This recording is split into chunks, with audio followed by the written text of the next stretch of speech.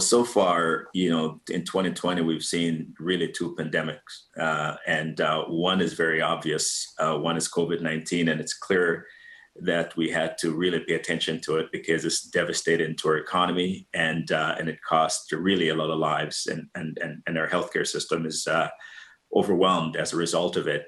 And the other one, systemic racism, that pandemic has been around for over 400 years. And unfortunately, solving that pandemic doesn't really have the same sense of urgency.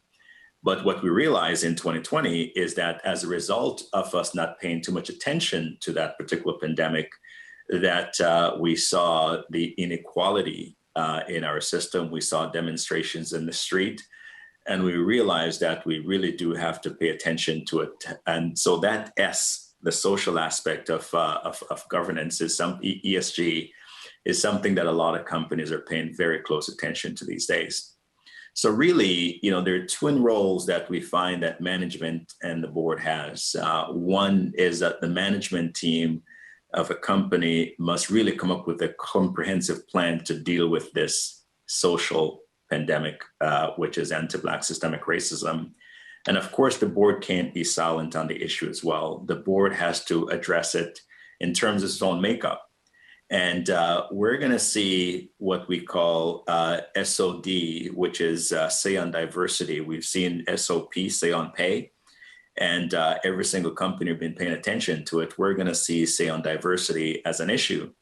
When we look at Canada, for example, Canada is a very diverse place. It's a beautiful, rich mosaic of cultures. But when we open up the annual report for companies, we only see one culture represented in those annual reports.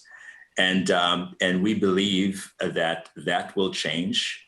We believe that shareholders will be spending a lot more attention to all the aspect of ESG, in particular, the social aspect of it.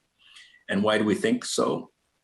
Companies like McKinsey came out and indicated that 36%, if you are a culturally and gender diverse board, if you have true diversity in your board and your management team, you're going to outperform your peer group by 36%.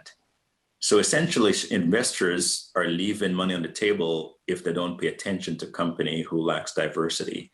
So this is going to be something that managements and boards will have to pay attention to.